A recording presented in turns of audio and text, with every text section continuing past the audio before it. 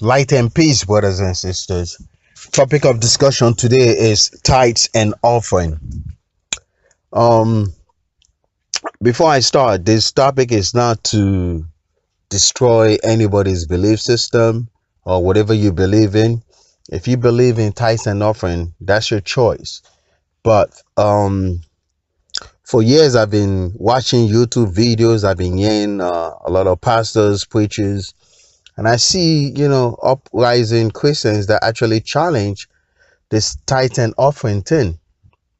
And I've seen other people who are not even a Christian, and they also challenge the tithe and offering. But what exactly is this tithe and offering? What is this? And before I even say anything about tithe and offering, I'm going to use me as an example. The only way I'll pay tithe is if the God that I'm paying my tithe to come into my house, or should I say dwell in my place where I live, or the place of worship. So if my place of worship is a temple or church or somewhere in my room, in my bedroom somewhere, then that God has to come there and show itself either in some type of form or something. Then I'll pay the tithes. You see? And when you go back to history, what was going on with this tithes and offering thing was that, as you know, we could use Egypt for example. The gods physically came, and that's the truth. The gods showed themselves, they manifested. Even though if they did not even show themselves physically, they manifested somehow. We show them proof. So the Egyptians back then had to oblige. They had to bring some type of tithes and offering. Now, when you look at Mexico, the same thing. The gods came physically. The gods manifested. So, you hear stories about the Mexicans. Those men in Mexico, they were doing human sacrifices. This, happens in Romania, Turkey, all parts of the world. And the reason why is that the gods manifested. They showed themselves. So what I'm saying is that for me to pay tithes, if I have to pay tithes, then the God, whoever it is, he or she must manifest. If you do not manifest, I ain't paying you no damn tithe. Now, let's go to the Christian point of view. They believe that you have to pay tithes and then God will bless you, all those XYZ. You'll receive your blessing if you don't, and for those who don't pay, then God is going to curse them and stuff like that. Now, I have a question for all these Christians out there. When you pay your tithes, like, how does the pastor take it to God? That's my question. Does the pastor travel to heaven and give your tithes to God? That's my question. So every Sunday or every month, majority of people pay tithes. They give this money that they work for and they give it to the pastor. And what I've heard from a lot of preachers and pastors is that they're saying is to keep, is for the upkeeping of the building. In other words, to upkeep the church. If that's the case, if that's what they're using the tithes for, then I'm still saying it again. Then that God needs to come stay, needs to dwell in that church, so I could pay the tithes. If God is not showing in the church, if He's not living, if He's not dwelling in the church, why am I paying the tithes? So the questions to the pastors and to these Christians and whoever pay tithes is that when you pay your tithe, does the pastor take that tithe to heaven? What is the mode of transfer? You see? Now, so I'm going to pull up some verses in the OahspeCollegeUniversity that talks about, it doesn't say tithes, but that's what it means. First of all, I don't know what I'm going to be honest. I don't know what God need money for. The Christians believe God is the creator. From my point of view, God is not the creator, and the creator is not God. These are two different entities. So, which means that the God that these people are giving tithes to is an angel. And if you've not watched my video about what is an angel, I'm going to encourage you to go watch it. And if you not watched my video about who is God, you should go watch it. And I also did a video about God was once human, so that you could lift yourself from this bondage. And we have another bondage here, and this is this tithes and offering. You've got people who are paying tithes every Sunday, but they cannot pay their rent. They cannot pay their electricity bill. They cannot pay for their children's school fees, but they pay tithes to a pastor. And when you look at how these preachers, these pastors, how they live wealthy. They are rich people because millions of people are giving them money, and it baffles me how human beings, these people that give money to the pastors, cannot even think. You're giving them, money. And I'm going to go down to a verse that talk about these preachers for a minute. But, I'm going to go to the first book of God's words, first book of God, chapter 12. And if you have an OahspeCollegeUniversity, you can go read that entire chapter 12 by yourself. But it's first book of God, chapter 12, and you can read it on your own. But I'm just going to put certain verses from there to make a point. So here we go. First book of God, chapter 12, verse 5 to 6 and 14 to 20. First book of God, chapter 12, verse 5 to 6 and 14 to 20. Verse 5. Whoever would give you gifts, let him quit his people and come and dwell with my people in person and in spirit. I cannot be put off with money and with gifts like a perverse child or a wanton woman. Let me pause for a minute. This is Abraham talking to God, and Abraham was not talking to the creator now. So, again, the creator and God are not the same thing, but this was the God that was assigned to Abraham. And Abraham in chapter 12 was asking God particular questions because some of them live around the king's people and they live far away from king's people. So Abraham and his people were concerned about certain stuff that they did not understand. They were asking questions. And this year, it talks about tithes and offering, whatever you want to call it. Tithes to me is gift. You're giving somebody something, and that's a gift. Now, in this verse 5, it says, whoever would give you gifts, let him quit his people and come and dwell with my people in person and spirit. I cannot be put off with money and with gift like perverse child or a wanton woman. Verse 6. Shall a man say, ye are gifts for your God? He is good enough, God. But as for my soul, it is too good to give to you or your God. Now, this is clear though. It's very clear. God is saying he doesn't want your gift. I cannot be put off with money and with gift. But you have, in today's society, we're in the year 2019, and you still have a lot of people going to church to give money in the form of tithes. Nowadays, some people revise it. They call it donation now. If you can't give tithes, then you can give us donation. Now, you have churches and places of worship, temples, who are calling it donations now. They revise it. They don't call it tithes no more. Tithes or gifts, whatever you want to call it. But here you have God saying to Abraham that I don't want your money and I don't want your gift. You see, shall a man hear a gift for your God? He is good enough. Because when you pay your tithe, you're giving God gift. That's what you're doing, really. You see the foolishness with this tithes and offering thing? And God is here exposing, telling Abraham, I don't want your gift. Matter of fact, if they want to dwell with my people, you see that? He's telling them to come stay with them. In other words, Abraham and his people were living secluded away from the king's people, the worldly people. You see? Now, let me go to verse 14 and, to continue on this. Look, if you pay your tithes, you're a fool.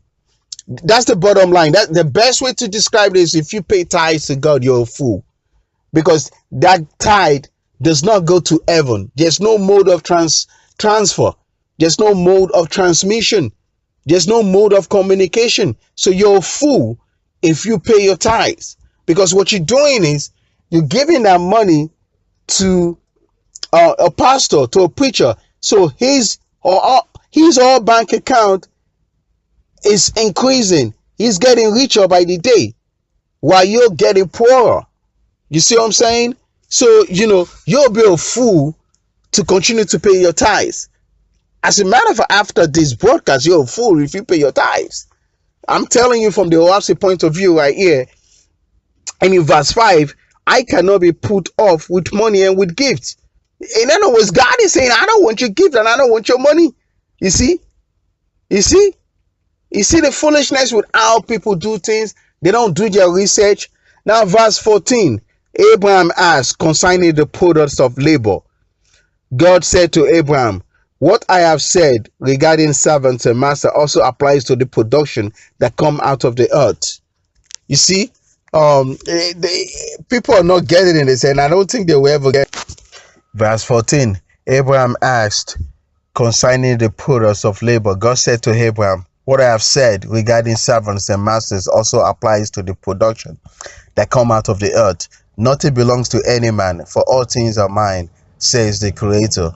Verse 15, nevertheless, for convenience sake, you may say this is his product, or that belongs to another, but still he owes it only by his Creator's consent. Verse 16, let all men render to the Creator his creation, for they are Jehovah's. Jehovah is the Creator. After that, Abraham said, some men grow flax, some wool, and some corn, but the seasons do not bring forth alike to all. Others spin and weave, and others make butter and cheese. And yet, this also happens. One man is strong, another is weak. One rises with the sun, toils all day, another sits on the bank fishing. Verse 17, now when the products are brought in, lo and behold, there are no two that are equal. You see, Abraham is asking God a question here that, what should we do with the products when they bring it in? Now, what happens is these people, they live together and they want you to know how to distribute the products, in our world today, in 2019, even, starting from 1848, there's no society. I mean, there are few society that do that, where they share the products among the people. In our world today, they don't do that. But Abraham was asking God a question here, and this is just to tell you people who think tithes and offering is mandatory and that you have to do it. Just listen to what verse 18 says. So I'm going to continue. And God said, every man's matter is between him and his Creator. According to diligence and industry, he rewards them in the end. He who perceives this knows his heavenly Father. He who does not perceive it dwells in darkness. Now, this is where exactly I'm going. Abraham, verse 19 said, shall the lazy be rebuked and those that shriek be upraised? Verse 20, listen carefully. And God said, no. So, what Abraham wants to know is what happens if somebody do not bring their product forward to be distributed among each other, or to be distributed to the poor, or to whatever. Just like me, for example, I don't pay tithes. So Abraham is asking God, what happened to a lazy man like me that do not pay tithes? So now you listened, and God said, no. So in other words, God is saying that I shall not be rebuked for not paying tithes, or not paying off, or not giving offering. So I will not be rebuked, and the matter is between me and the Creator now. And I'm continuing, I'm reading from verse 20. And God said, no, let all your people bring their products and cast them before you, saying, this is my sacrifice to Jehovah. you distribute it. You see that? And if some do not bring anything, here it is. And if some do not bring anything, neither rebuke them nor pity them. They are the sons and daughters of your God. And if some decorate themselves with fine remnants or jewels, do not censor them. Your God searches their heart. You see? Now, you have pastors, when you don't bring your offering, you don't bring your tithes, you got pastors that lay a curse on you.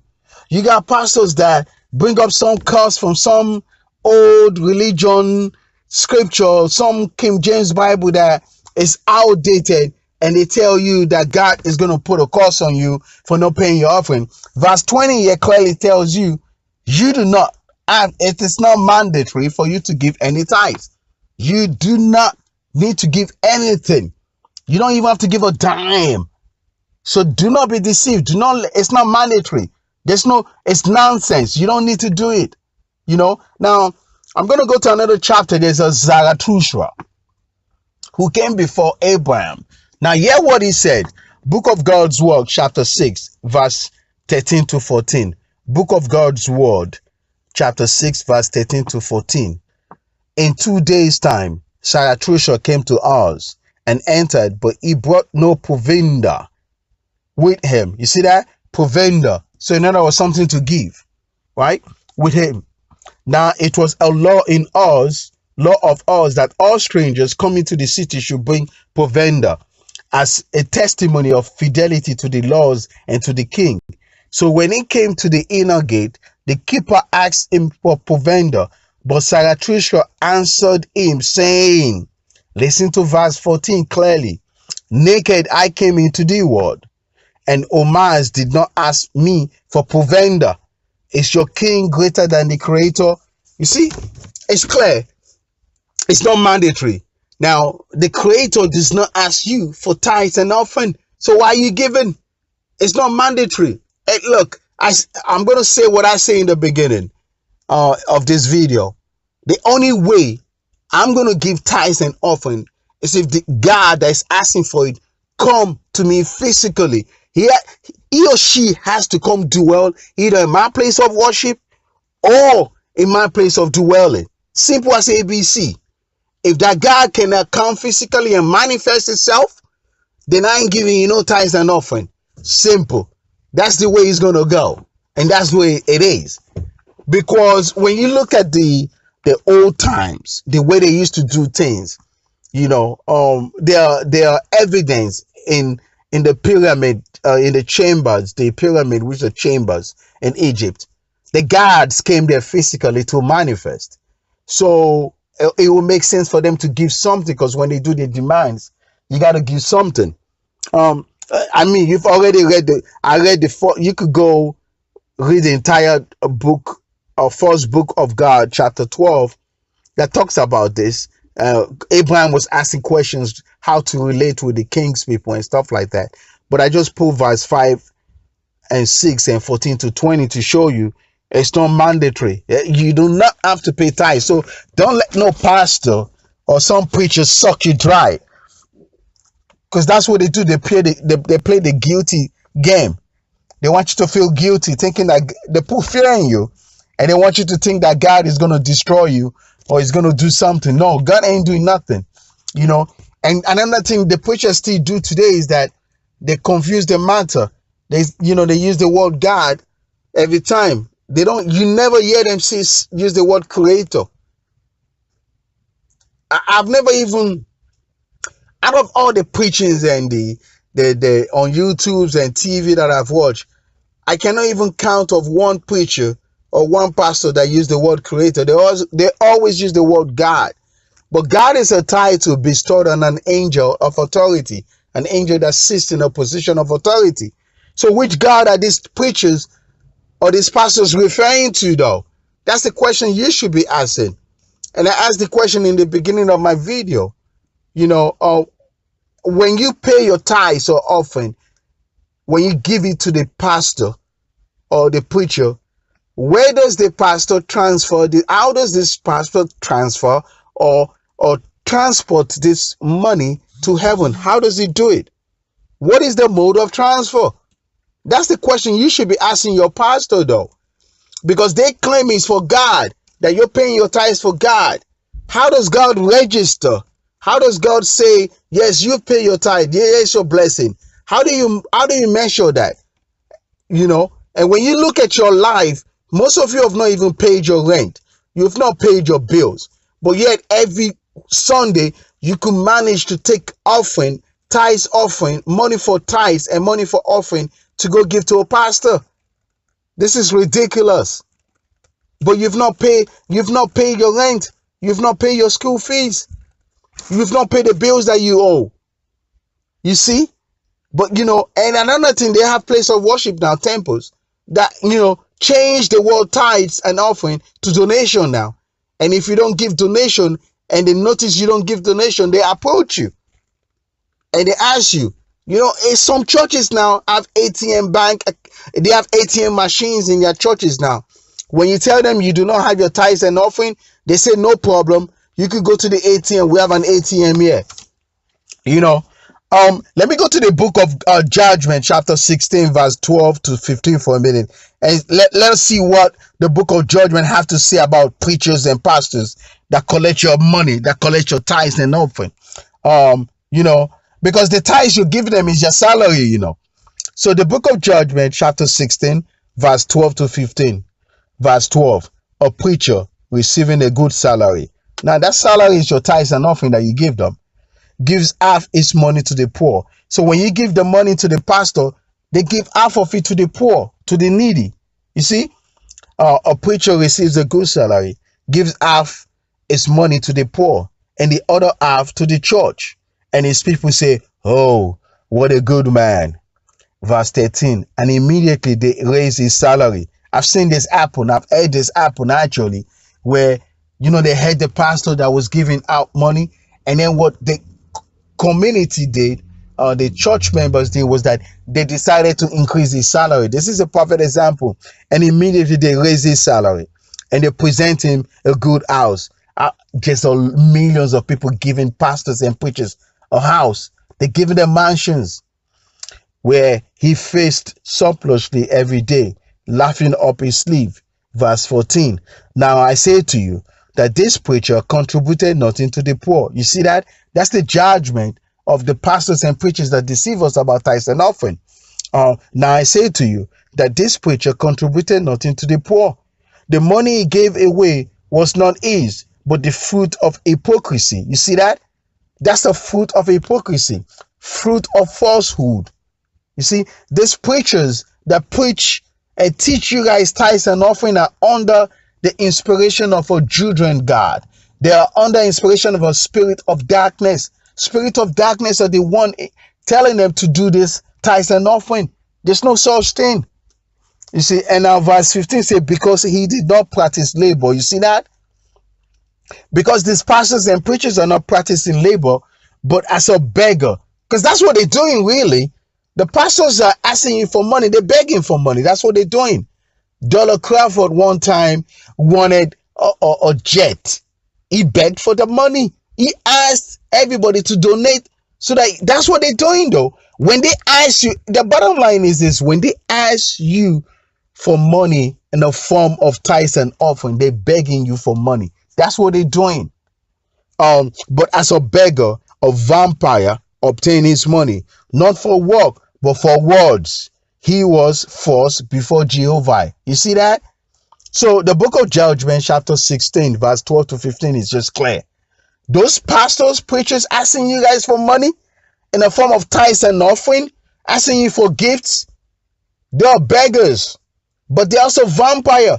So, they did not labor. They're not laboring, but they're just giving you guys sweet words. They're letting you guys think, oh, if you don't pay this, if you don't pay that God is going to destroy your life, that God is going to curse you. Look, the only way God can curse you is that God is a spirit of darkness. And if a God asks you for money or gifts in return, then that God is a spirit of darkness. That's the way to look at it, though. Don't be deceived. Brothers and sisters, it's time for you to wake up. We have to wake up. This is the year 2019. And some preacher and some pastor are giving you guys information from 7,000 years ago, and you guys cannot wake up. And the popular one, they use something in Malachi chapter 3, and a lot of people fall for that without reading it through. Why don't you go start from Malachi chapter 3 from chapter 1 first and read through? You see, but they're not doing that. The pastors and preacher pull something from Malachi chapter 3 and they use it against the people, and the people fall victim. These pastors and preachers are vampires. They're just sucking your money dry. And when you look at the pastor's bank account, their money is increasing every week while you have no saving. How do you explain that? But yet they tell you you should keep on giving the money, that God is going to bless you. How is God blessing you when you can't even pay your bills? You should be receiving the blessing just like the pastor is receiving it. What is the difference between you and the pastor? You serve the same God, right? Now, have you ever asked the pastor, do the pastor pay their tithes? What tithes do the pastor give to God, though? These are questions you should be asking these pastors and these preachers. But nobody's asking the question. But you're blindly giving money to the pastor, and the pastor is getting richer. And if you go to this pastor and ask them for help, they will never help you. But yet, they quickly can collect the money from you in the form of begging. They tell you it's tithes. You pay your tithes. You have to pay your tithes. And they tell you 10%. You know, very soon they're going to increase it to 20% because of the economy now. You know, when you go all over the world, these pastors, these preachers, especially in Africa, you know, they're using this tithes and offering as a way to collect money from people. And you have new uprising people now challenging them. They got new people now, you know, who are Christians, but they are wise Christians. And they're challenging the pastors now, saying that why do we need to pay these tithes? Where exactly does it say we need to do this? You know, and I just pull verses just to break it down. First book of God's Word, chapter 12, verses 5 to 6, 14 to 20, where Abraham asked God a question. You know, should the people who don't bring their products be rebuked? You know, right there. The book of God's Word, chapter 6, verse 13 to 14, where Zarathustra was going into a city called Oahs, and he didn't bring no provender with him. He brought nothing with him to give. You know, so you know, tithes and offering are really giving gifts or giving. What you're doing is you're giving. You give something to return something, though. That's what tithes and offering really is. So in Zarathustra, as the guy, the gatekeeper, you know, like, I came naked to this world, and the creator who Zarathustra called Oman said, the creator didn't ask me for no provender. You see, you know. And when you look at the way the Mexicans back then, they had a lot of burnt offering. Even the Israelites, they did burnt offerings. They had burnt offerings and stuff like that. Those burnt offerings, they were sacrificing it to a spirit of darkness. They were not sacrificing to the creator. What does the creator need burnt offering for? What does it need animal sacrifice for? That's how you could know human sacrifice and stuff like that. You know, the products of the products that they used to bring in back then was to distribute among the people. And you know, they even had a history where some were serving in the place of worship, in the tabernacle, in the temple. So they had to, you know, bring some type of products, you know, foods and stuff like that, food stock for these people to live in. I know some people call them, they were the Levites and Leviticus people and stuff like that, whatever. But the point I'm making is that, you know, that had to be shared among each other. For example, like we go to church today, or we go to a place of worship today, the money, that tithes, right? The tithes and offering supposed to be shared among everybody that give the tithes today. So, for example, if 50 people came to a place of worship, they came to church or to a temple today, and the money that was distributed that was all contributed together was $100, then that $100 need to be redistributed among the 50 people. So each of you will get $2. You see how it works? That's how your tithes or offering should be donated, should work. Not you giving that $100 to the pastor. Why are you giving the $100 to the pastor? The pastor's supposed to distribute the money among the congregation, among the people. You see? But the pastor don't tell you that. You're supposed to take that money, that tithes, and distribute it among the people or among the poor people. But what happens is the pastor puts the money in his pocket. The pastor transfers the money to his bank account. You see? Brothers and sisters, today's topic will end my broadcast about tithes and offering. If you're still paying your tithes and offering, I'm sorry. You're just making a pastor and a preacher richer, and while you continue to become poor and poorer. So you need to stand up and make a decision for yourself. What do you need to do here? You, and I quote, you do not have to give any tithes and offering. Simple as ABC. If you want to give, then go give to the poor. Why are you giving to the pastor? Do you see the poor people living in the pastor's church? Does the poor people live in the church? If they live in the church, then you could give them the money. But they don't live there. If the donation and if the tithes of the day, after they tabulate it, after they finish calculating everything, is $10,000, that $10,000 is supposed to be distributed among the congregation, among the poor people, not going straight into the church account. That money is supposed to be redistributed back. That's the way tithes and offering should work if you want it to distribute it. You see? Brothers and sisters, light and peace now. Bye-bye now. Our next broadcast will be soon. We don't know when, but in the near future, we'll come up with another topic of discussion. Today was tithes and offering. And, it's just to let you know, do not give your money to a pastor. You're wasting your money. Give your money to someone else. If you're going to give the money to the pastor and the church for tithes and offering, then you should ask the pastor, what was the money acquired for the day? And if the pastor tells you it was $10,000, you have the rights to tell the pastor to redistribute that money among the people. That's the way tithes and offering should go. Brothers and sisters, light and peace now. Bye-bye now.